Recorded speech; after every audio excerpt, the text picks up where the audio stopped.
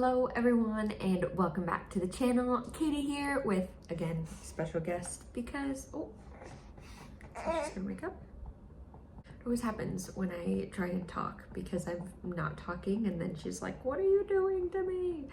But anyways, hello again. Today I wanted to chat about our expectations versus reality, kind of thinking back to like the expectations that we had when we first moved to New Zealand or when we were first starting out versus the reality of what we have experienced now 2.5 years on. Straight into it. The one that we hear the most, honestly now more that we live here than beforehand, I guess, was how expensive New Zealand is, which it can be. It definitely can be. I will say food can be really expensive depending on what season you're in. Like I bought an avocado today and it was like $1, but when it's an off season for an avocado, they can be like $9 and then I straight up don't buy them. So that same goes like tomatoes, kind of most produce is that way because if they don't grow it here, they have to import it. So of course it's going to be expensive. To kind of counteract that, I would say we were spending a lot of money back in Nebraska, just kind of like doing things, like everything we would go and do. Mostly that was like going out to eat with friends and stuff like that, like we would spend money on.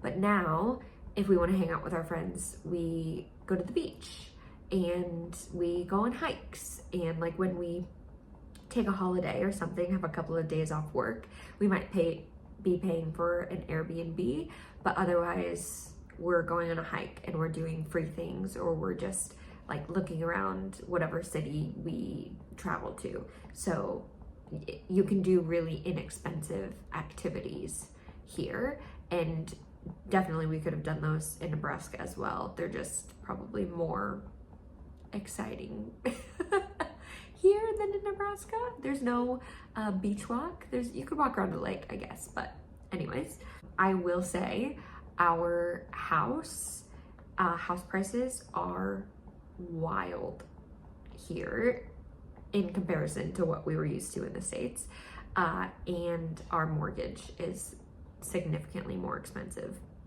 than we had in the States, and that was tough to wrap our heads around because we had a 30-year mortgage at like 2.5% because we had bought our house during COVID in the States, but here our interest rate is like 7.6, something like that, and you do not get locked in for 30 years. You renegotiate your mortgage.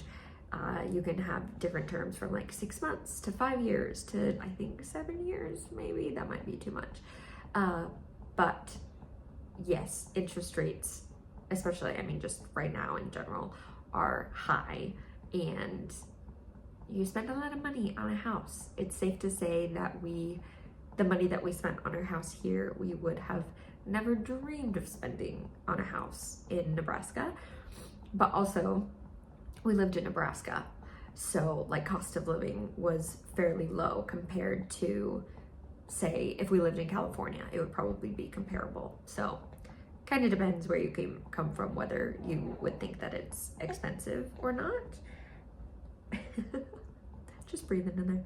And like I said before, you have to remember, like, New Zealand is a tiny island at the bottom of the world, basically. So most things are imported or sent here. Like if I try and send a package to the States, it's insane, but it also has to go all the way across the world. So it makes sense that it's more expensive. So is it more expensive? I would say in some ways, yes. And in some ways, like, it's fine.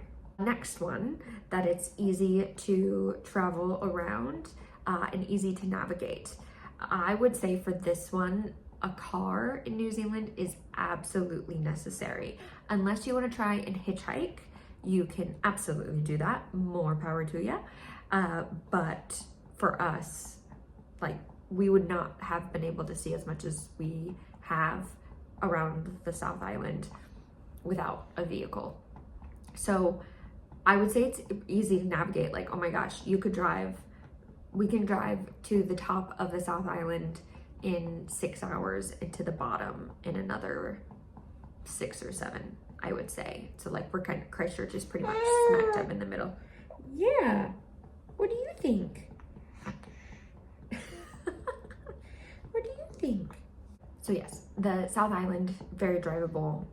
In order to get to the North Island, you either would have to fly or you can take the ferry across, and you can either go on it as like a single person or single people, or you can pay to put your car on the ferry and then drive your car from the South Island, put it on the ferry, head on up to the North Island. I think it's like a 3-hour ferry, and then you'll have your car in the North Island. So ideally, we would love to do that so that we have a car in the North Island and then can like spend a week. Honestly, 2 weeks would be ideal, but spend, you know, a week at a time in the North Island with our own vehicle, because we have yet to spend a lot of time in the North Island, which is such a bummer because I know that there are so many beautiful things. So we need to get up there. Okay.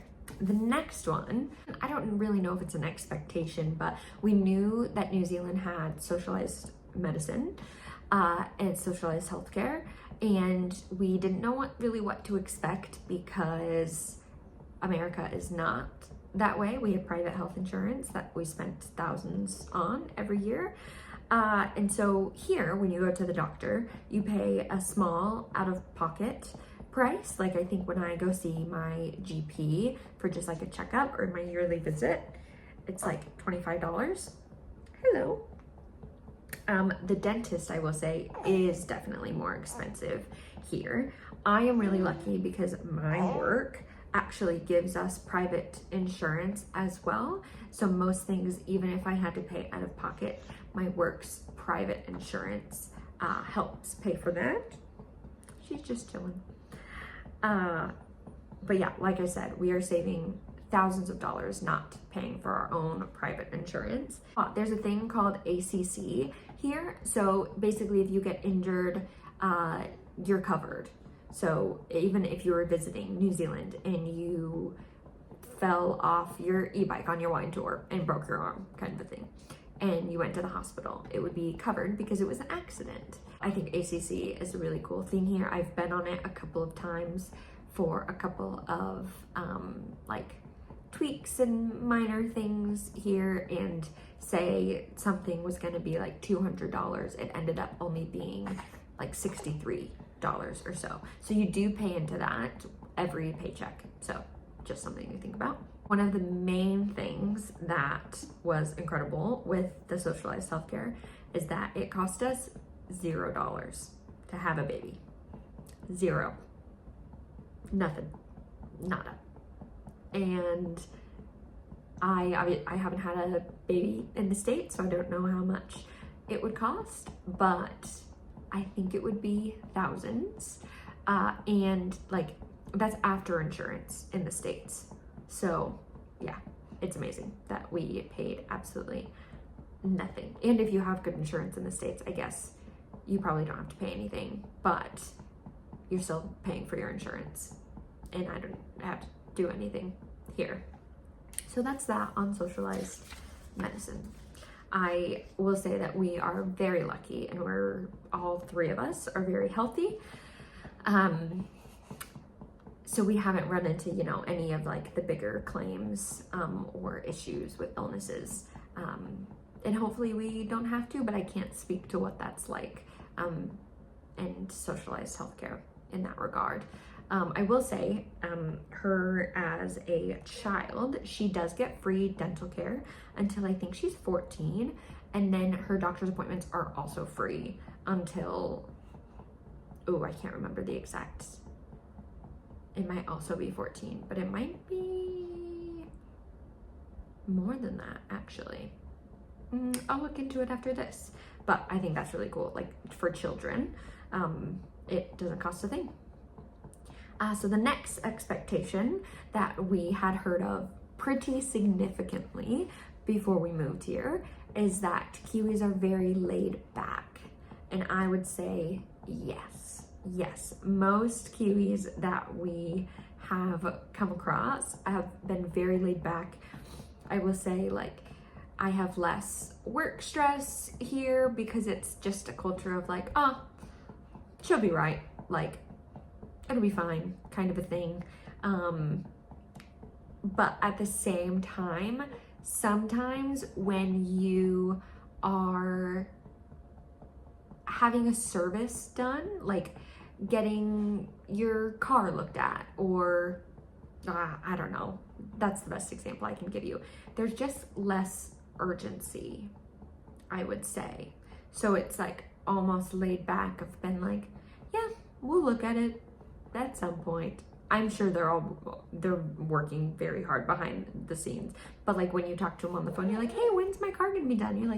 They're like, maybe by this afternoon, maybe tomorrow. And I'm like, okay. Like I just wish it was like I will have it done by 2 o'clock tomorrow kind of a thing, rather than like, who knows? We'll get to it. Yes. So that's that. The next expectation would be that you get better annual leave, you get better vacation days when you're in New Zealand, which is absolutely true. Everyone is entitled, if you work full time, you're entitled to 4 weeks annual leave. I don't believe there was any government mandated annual leave in the States. But over the Christmas shutdown, so like my office closes for 3 weeks over Christmas from late December to like mid-January. You, of course, have to use your annual leave during that time. So it doesn't necessarily mean you get 4 weeks of leave like whenever you want. You do have to take it during the shutdown, which like kind of seems like a bummer, but also having that much off in the new year is amazing between all of the holidays. Oh, moving again. Hello. Sometimes it's hard though over the shutdown because obviously New Zealand is in summer during that time, so it's like peak travel season for everyone including Kiwis and like foreign travelers coming to visit, and so places can get really, really busy, so you have to book things out quite long in advance. And then you just might have a lot of tourists around. And it's funny because obviously I don't have a Kiwi accent. And so whenever we go somewhere and it's really busy, I just want to like tell the cafe person, like, I'm not a tourist. I promise I live here. Like, that's my like number one thing. People are like, oh, where are you from? I'm like, oh, I'm originally from the States, but I live here. Like, I'm not a tourist. I promise. I promise. And finally, the last one that I'll leave you with is we had the expectation that New Zealanders were kind, and I will say 1000% they are some of the kindest people that we have ever met, especially like service wise, as far as like Air New Zealand. We had, I think I had put it in a video that I did a long time ago, but I thought I lost my passport in the airport, and the Air New Zealand workers like got me water and sat with me and were just like truly taking care of me, and it was so nice. But Kiwis that we run into every single day are just amazing, and it kind of does have to go with that laid back, like, oh, she'll be right, like everything will be okay, just kind of go with the flow